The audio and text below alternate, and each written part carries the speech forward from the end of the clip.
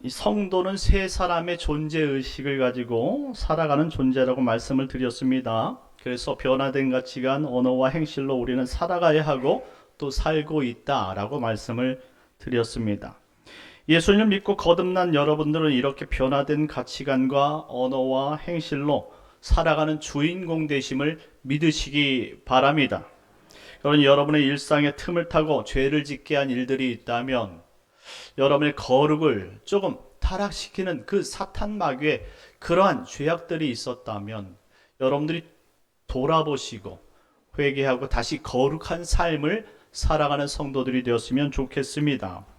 특별히 오늘 본문 말씀은 우리가 세 사람의 존재의식을 가진 자로서 이 가정과 직장과 사회 관계 속에서 어떠한 삶을 살아가는지를 잘 가르쳐주는 내용의 말씀입니다.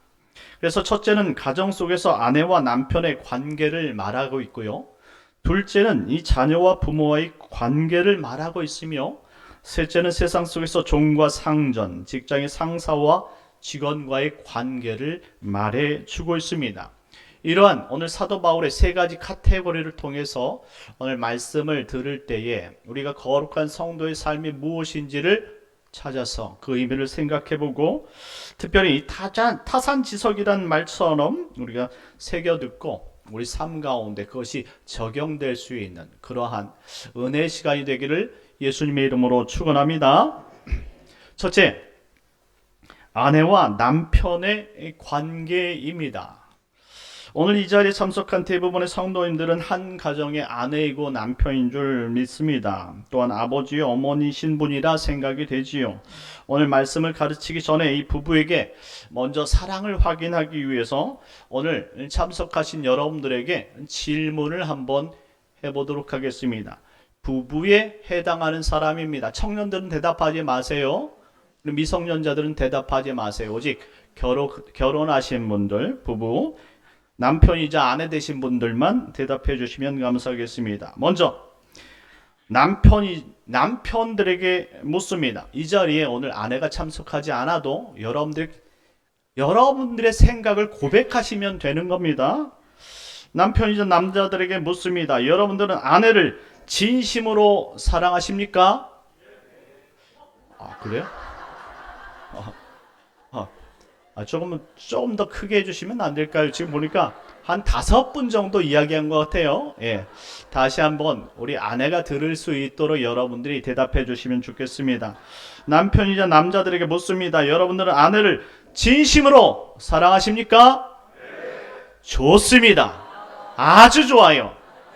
우리 남편들이 이렇다고요. 아내를 얼마나 끔찍히 사랑하신 줄 아십니까? 그러니 평상시에 우리 남편은 나를 사랑하지 않는 것 같아, 이런 생각하시는 분들은 그 오해를 다 지워버리시길 바라겠습니다. 자, 그럼 다시 아내이자 여자들에게 묻습니다. 아내된 분들, 우리 여자분들은 남편이 안 오셨어도 여러분들 그분을 향해서 진심된 고백으로 말씀을 해주시면 되겠습니다. 여러분들은 남편을 진심으로 사랑하십니까? 그리고 이쪽엔 다 남자들만 앉아 있나요? 다시 한번 보겠습니다. 여러분은 남편을 진심으로 사랑하십니까? 좋습니다. 네, 이랬어요. 네. 남자들은 네, 이랬는데 여자들 네, 이렇게 해주셨습니다. 여러분들, 이 진심의 고백이 진짜이기를 예수님의 이름으로 축원합니다. 그러니 돌아가서 이 왼수 이렇게 이야기하면 절대 안 돼요. 남들하고 대화할 때 왼수처럼 이야기해서는 절대 안 된다, 이 말입니다. 오늘 고백처럼 처음 가졌던 사랑의 마음을 잘 간직하고 행복한 가정이 되기를 예수님의 이름으로 축원합니다. 자, 제가 전달할 것은 다 전달했고 확인할 것은 다 확인했는데 어떻게 말씀을 끝낼까요? 그럴 수는 없지요. 오늘 성경 말씀이 무엇을 이야기하고 있는지를 살펴보았으면 좋겠습니다. 자, 중요한 것은 행복이란 말로만 되는 것이 아니라는 거예요.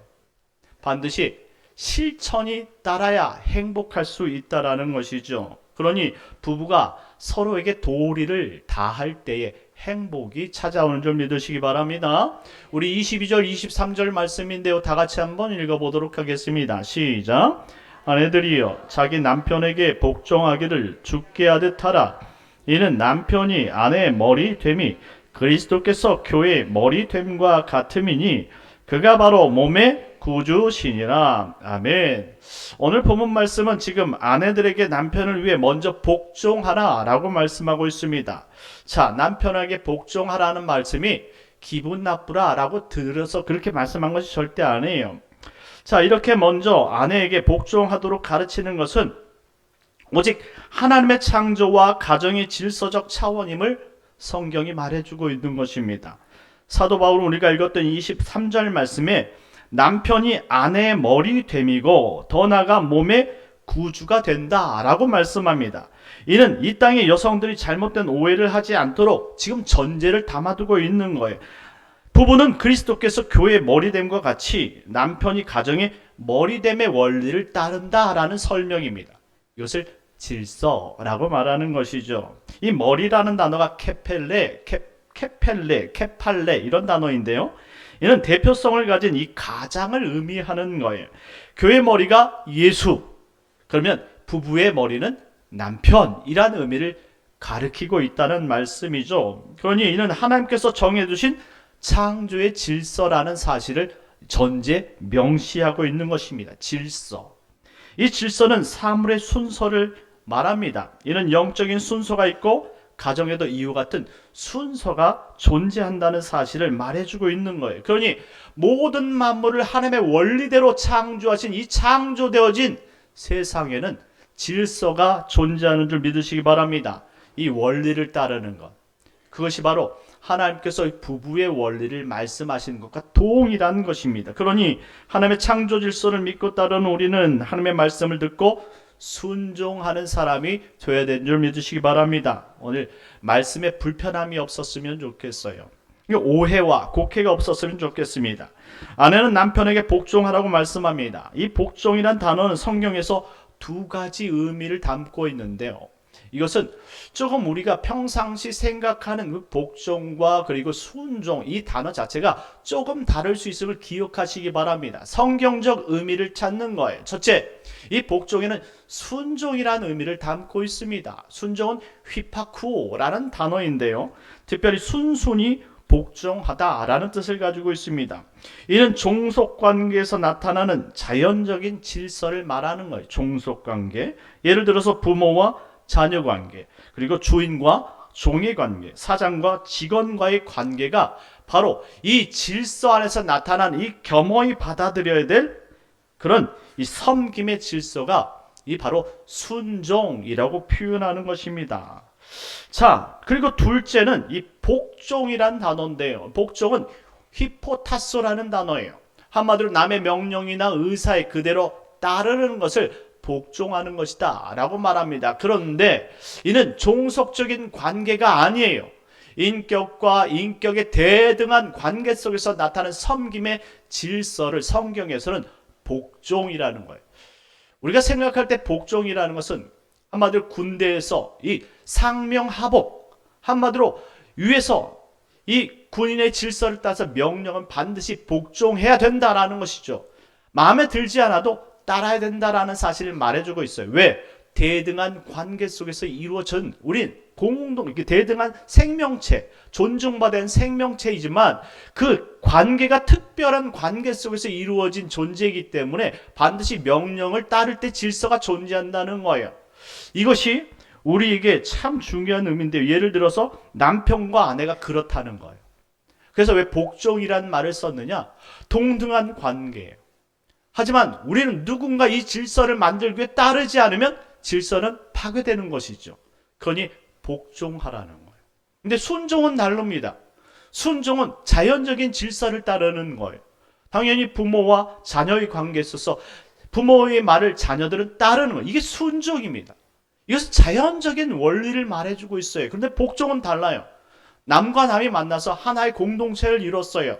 솔직히 자존심을 서로가 굽히지 않는다면 복종이란 관계는 이루어질 수 없다 이 말입니다. 서로가 서로를 주장하면 질서는 깨지는 것이죠. 그러니 오늘 성경적인 입장에서 오늘 사도 바울은 부부의 원리가 이렇다는 거예요. 복종하라는 거예요.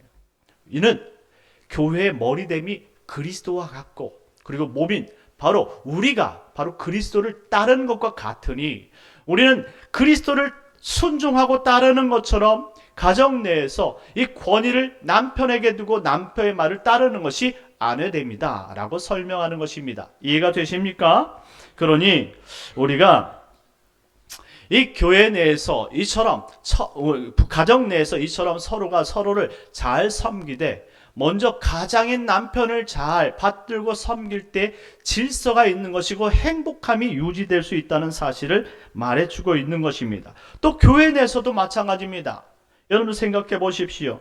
우리가 언제 서로 아는 사람이었습니까? 교회 나와서 처음 만난 관계예요. 성도와 만났는데 너와 내가 똑같은데 누가 누구를 섬겨 이렇게 말할 수 있지만 교회 내에서 성도와 성도 서로가 복종해야 되는 관계예요. 특별히 당회와 성도 간에 있어서 질서를 이루기 위해서 성도는 당회 결정에 복종해야지 되는 원리를 가지고 있다 이 말입니다. 그러니 누가 높아서 낮아서가 아니에요.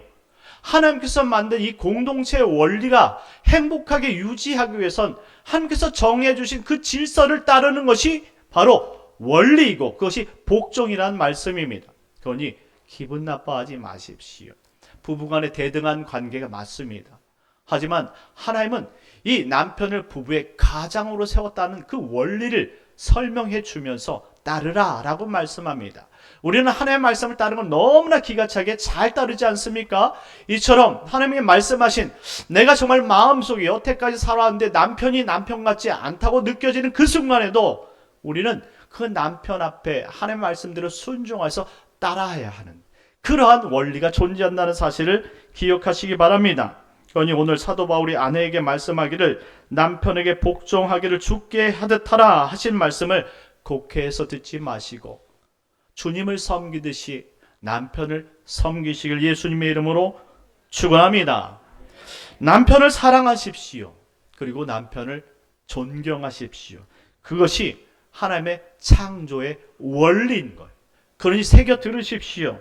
자존심 너무 내세울 필요가 없어요. 서로 주먹다짐할 필요가 없습니다. 그러니 서로가 서로 먼저 굽히고 섬길 때에 가정이 더 행복해지는 줄 믿으시기 바랍니다. 여러분들에게 책 한 권을 소개해 드리고 싶습니다. 아주 오래된 책이에요. 여러분들 5가지 사랑의 언어. 이 책을 미리 읽어보신 분들도 있겠지요. 게리 채플먼이 작성한 이 글인데요. 특별히 여기에는 5가지 사랑의 언어가 존재합니다. 아내들에게 묻고 싶습니다. 남자들은 어느 때 자신이 사랑받는다고 생각을 하게 될까요? 우리 아내들 한번 생각해 보셨습니까?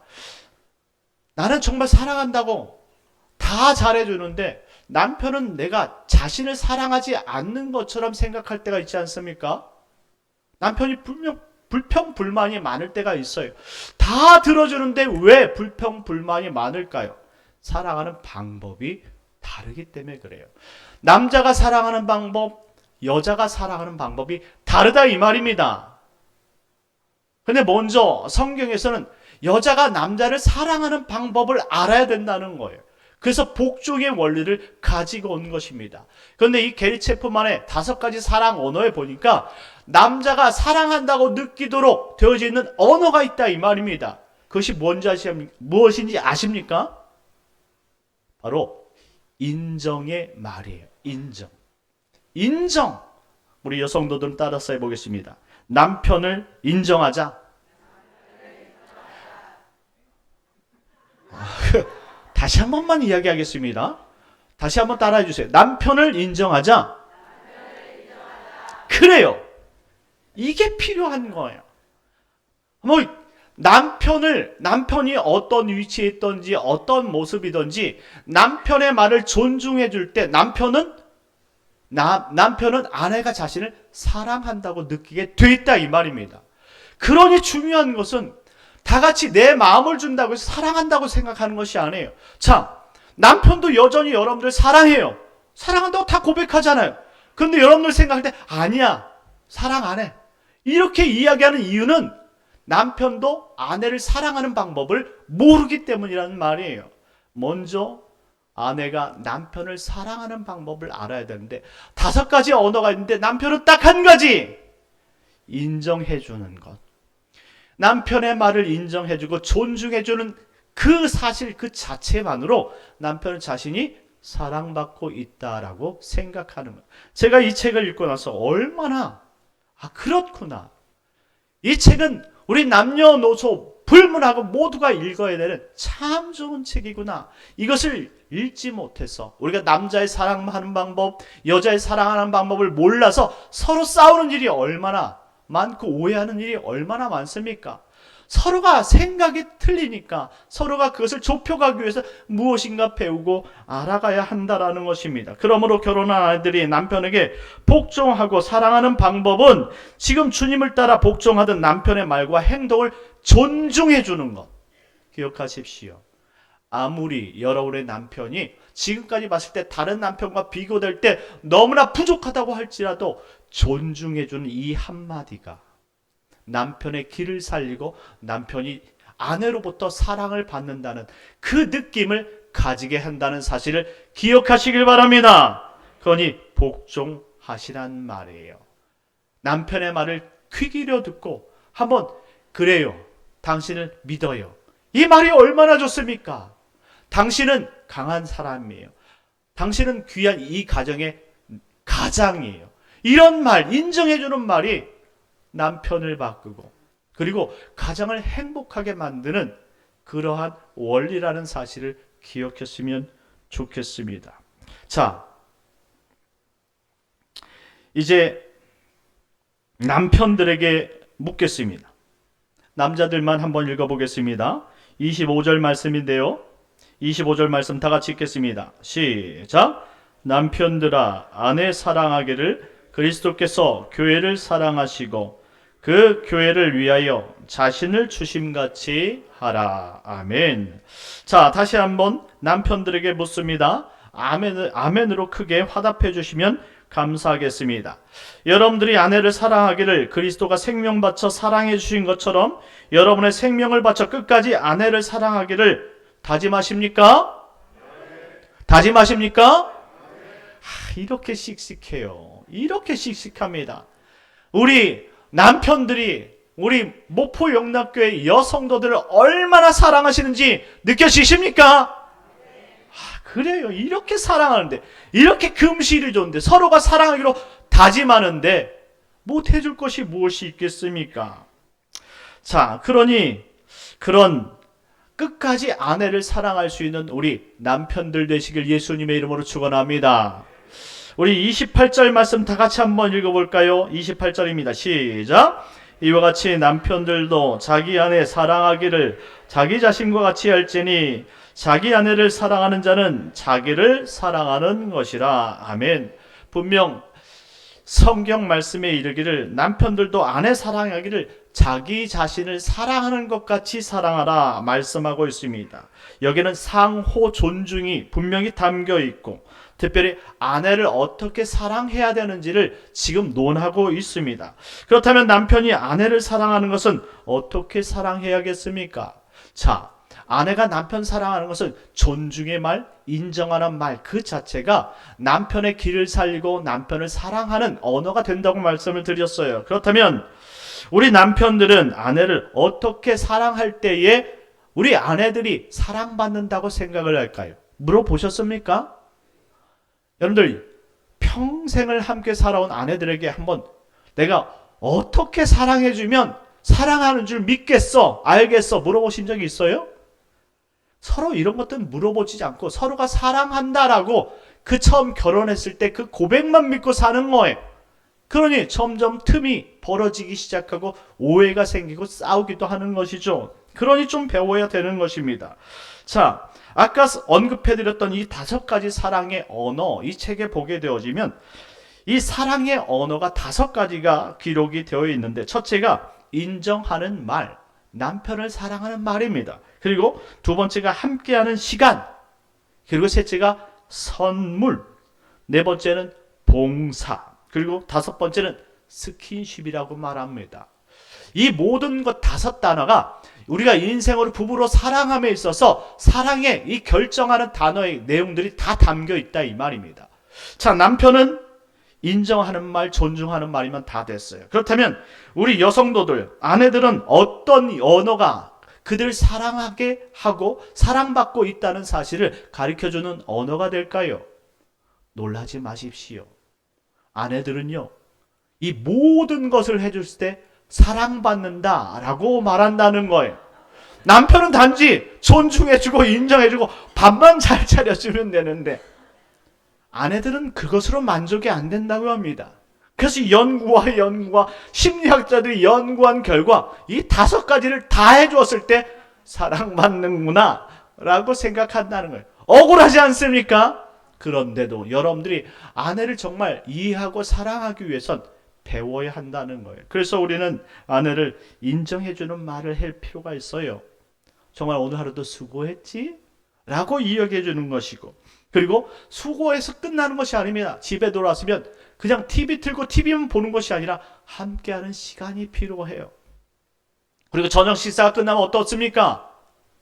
같이 봉사해주는 이 설거지의 시간이 필요한 겁니다. 때로는 집을 여러분들 미리 청소기를 돌려서 이렇게 청소를 해준다던가 빨래를 함께 도와서 우리 아내가 피곤하지 않도록 빨래를 잘 해주는 것. 그리고 운동할 때 같이 함께 나가서 함께 운동을 걸어주는 것. 이것이 아내가 느낄 때 남편이 나를 사랑하는구나 라고 생각한다는 거예요. 그리고 때에 따라 그리고 기념일 따라 선물을 꼭 해줄 때에 아내가 서로 비교하지 않고 우리 남편이 없는 가운데도 이렇게 사랑하는구나 라고 생각한다는 거예요. 그러니 남편은 돈을 잘 버는 것도 중요하겠지만 잘 쓰는 것이 중요한 것입니다. 그리고 스킨십, 이거 정말 중요한데요. 그리스도인들은 이 스킨십을 잘해야 돼요. 평상시에 손잡아 주는 것, 이거 참 중요한 원리입니다. 부부가 정말 행복하기를 원한다면 부부가 나중에 정말로 서로 정말로 등을 맞대고 자거나 방을 따로 쓰고자 하지 않는다면 스킨십이 필요한 거예요. 지금이라도부터 늦지 않았으니 손잡아주는 연습을 하십시오. 여러분들 피곤하고 힘들 때 여러분들 어깨를 주물러 주거나 이 종아리를 주물러 줄 때 이 스킨십이 필요하다 이 말입니다. 이런 모든 것들을 행할 때 아내들은 자신의 남편이 나를 진짜 사랑하는구나 라고 믿는다는 것입니다. 우리 여성도님들 맞습니까? 들으셨지요? 간절히 원하는 저 마음을 들으셨다면 오늘부터 여러분들이 무엇을 해야 가정이 행복하게 되어지는지를 여러분들이 깨닫게 될 것입니다. 그러니 남자들은 옛날처럼 남자는 하늘, 여자는 땅이란 생각을 버리셔야 해요. 사랑을 연구하시고 그리고 또 연구하셔서 서로가 정말로 행복한 가정, 행복한 부부의 생활을 해 나가는 우리 복된 영락교회 식구들 되시길 예수님의 이름으로 축원합니다. 자, 둘째는 이 자녀와 부모의 관계입니다. 사도 바울은 두 번째 자녀와 이 부모의 관계에 대해서 설명하면서 자녀들이 부모에게 순종할 것에 대해서 설명합니다. 6장 1절 말씀인데요. 다 같이 한번 읽어보겠습니다. 시작.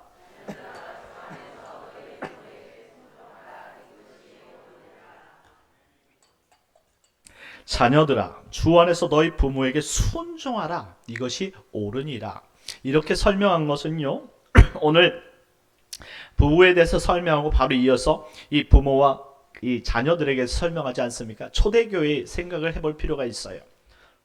초대교회는 이처럼 번듯한 교회 예배당이 있었던 것이 아니에요. 한 가정을 예배 처소로 삼고 그 가족 구성원이 다 모여서 함께 예배하던 때예요. 그러니 몇 시에는 어린이 예배가 있고 청소년 예배가 있고 청년부 예배가 있다 이런 것은 없어요. 모두가 한번 같이 예배를 드리는 거예요. 그런 지금 부부의 원리를 설명하고 그리고 함께 있는 자녀들에게 이 가정의 원리, 순종의 원리를 설명합니다. 그러면서 자녀들에게 부모에게 순종한 것이 옳다라고 말합니다.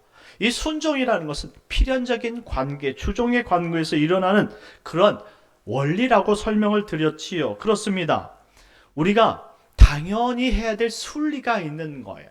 질서를 따르는 것은 이 하나님의 창조 세계에 당연히 따라야 될 순리, 이치라는 말씀이죠.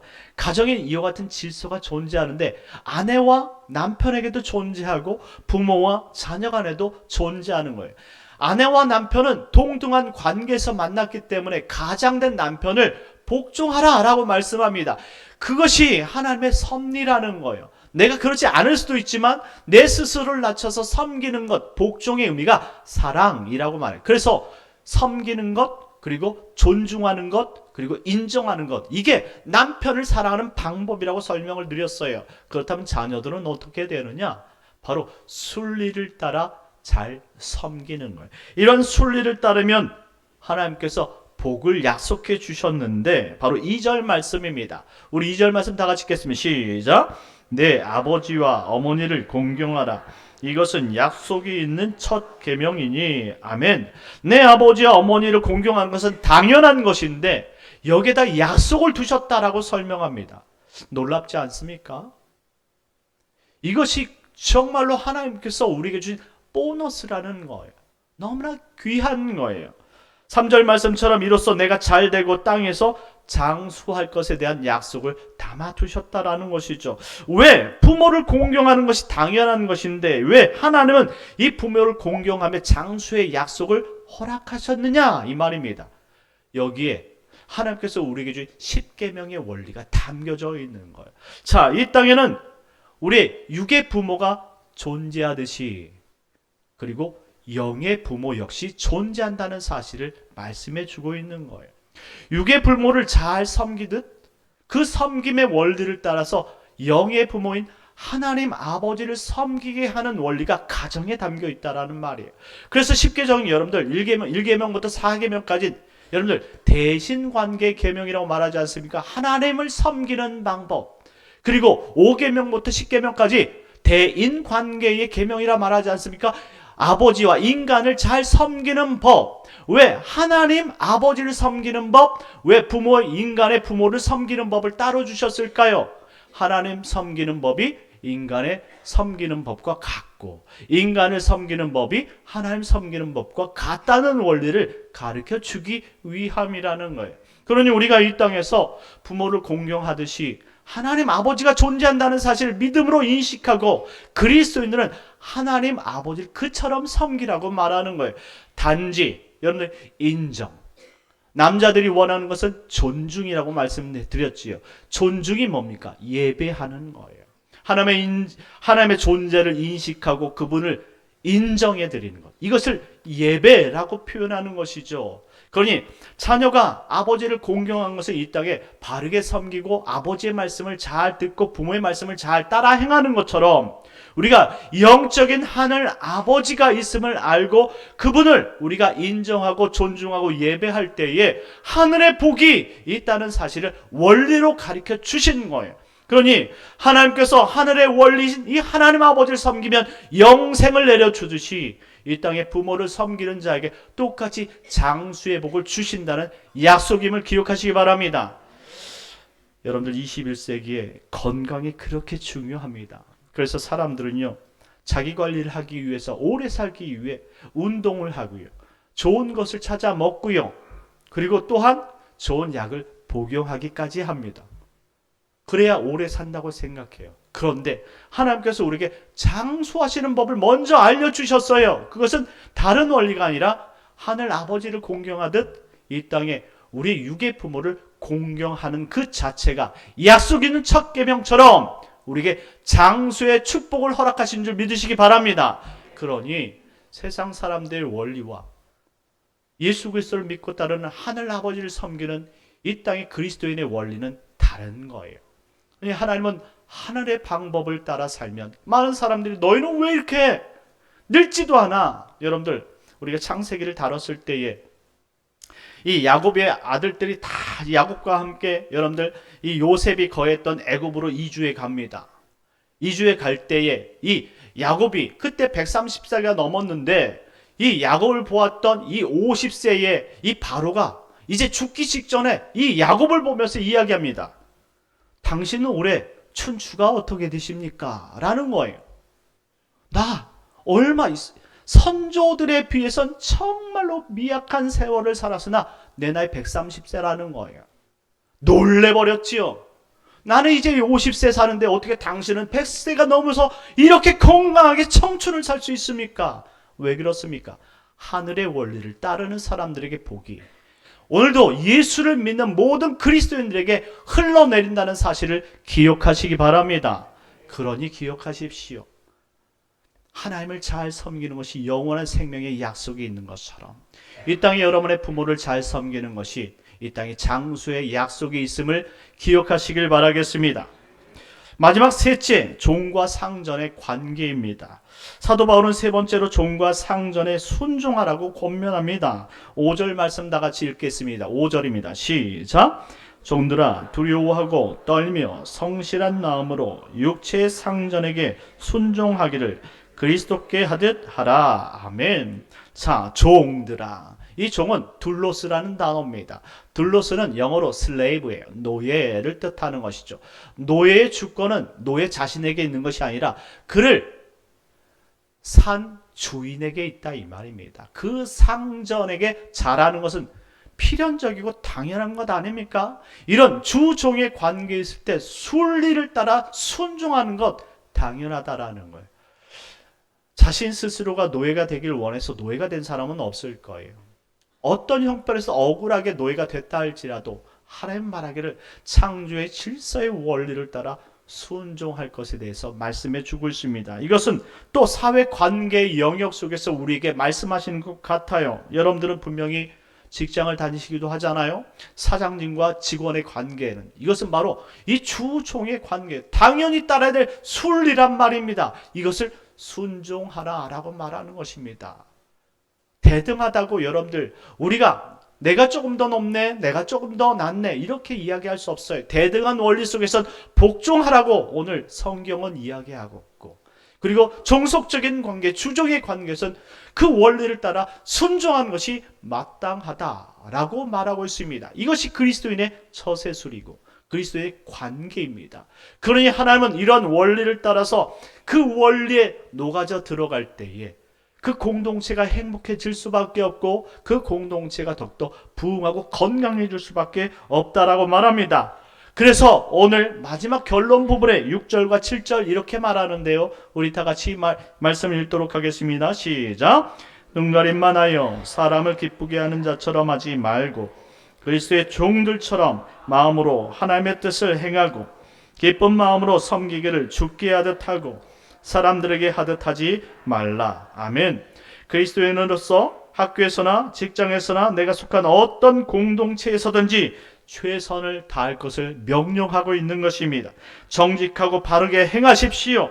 하나님의 뜻을 이루어가는 선한 순리를 따른 사람이 되십시오. 이것이 세 사람의 존재의식이란 말씀입니다. 사랑하는 성도 여러분, 우리가 살아가는 세상에는 하나님께서 정하신 질서가 이렇게 있습니다.